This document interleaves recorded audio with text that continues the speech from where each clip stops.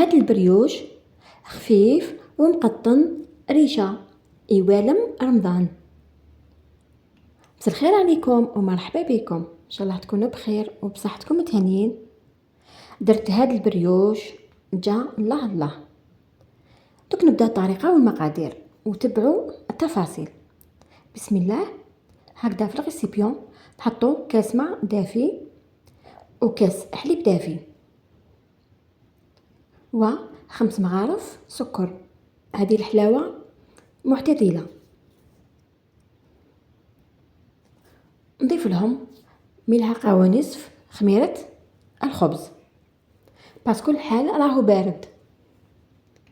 نضيف لهم نص كاس زيت وملعقه صغيره ملح.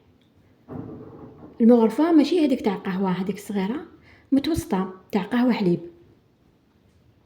وندير لهم بياض حبه بيض الصفار ونخليه باش ندهن به من الفوق.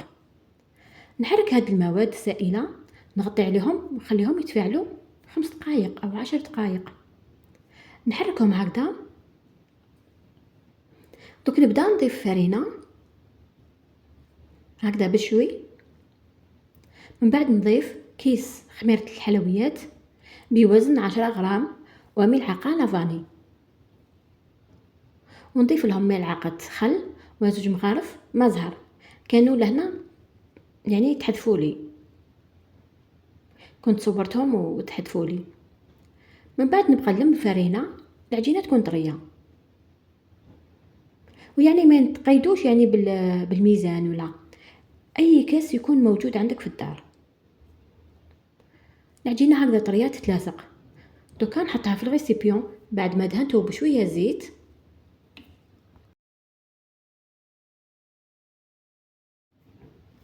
نغطي عليها ونخليها تخمر مدة ربع ساعة أو 20 دقيقة على حسب الجو اللي يكون في الدار. من الأحسن مكان يكون دافي. هكذا نحيها ونقسمها كبيرات حجم متوسط. يعني ما نحتاجو لا ميزان لا والو، هكا باليد. بعد ما كورتهم دوك نغطي عليهم، نحطهم تكوتي ونبدا نخدم بالحبه. دوك فوق البلان دو طرافاي ندير شويه فرينه ونبدا نطلع.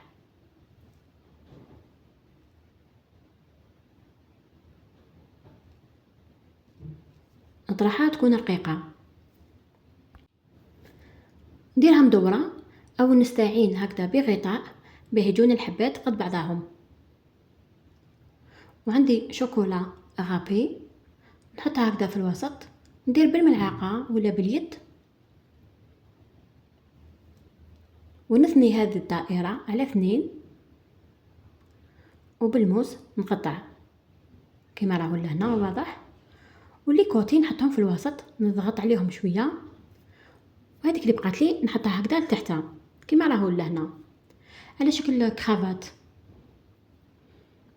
نزيد نعاود الحبه قدامكم.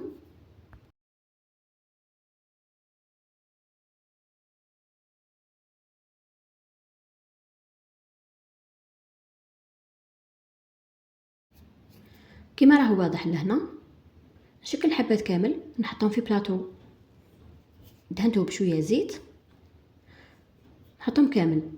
وعندي هذاك الصفار تاع حبه بيض ندير له شويه حليب وندهن الحبات. ديجا راهم بداو يخمروا.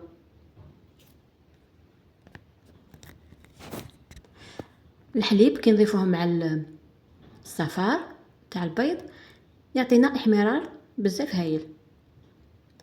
ونجيب الججلانيه نحط هكذا غير في الوسط. نقدروا نديروا سينوج.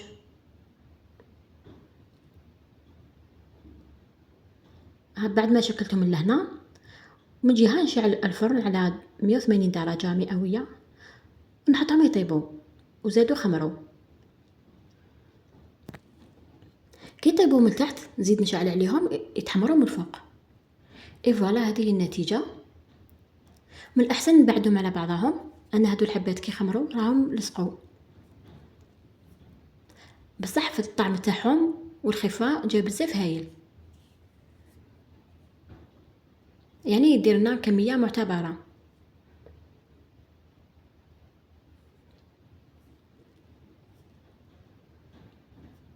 نحبو نخليهم هكذا ساك، ولا ندهنهم بلا كونفيتور باش يعطيلو لمعان ويمدلو شويه قو.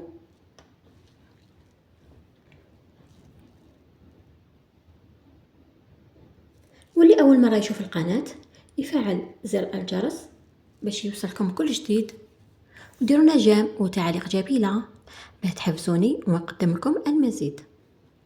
وهذه هي النتيجه تاعو، ان شاء الله تجربوه، او جاي سيدنا رمضان ان شاء الله تجربوه. وهذا هو الفيديو تاع اليوم، ان شاء الله كنت خفيفه عليكم، وتهلاو في صحتكم،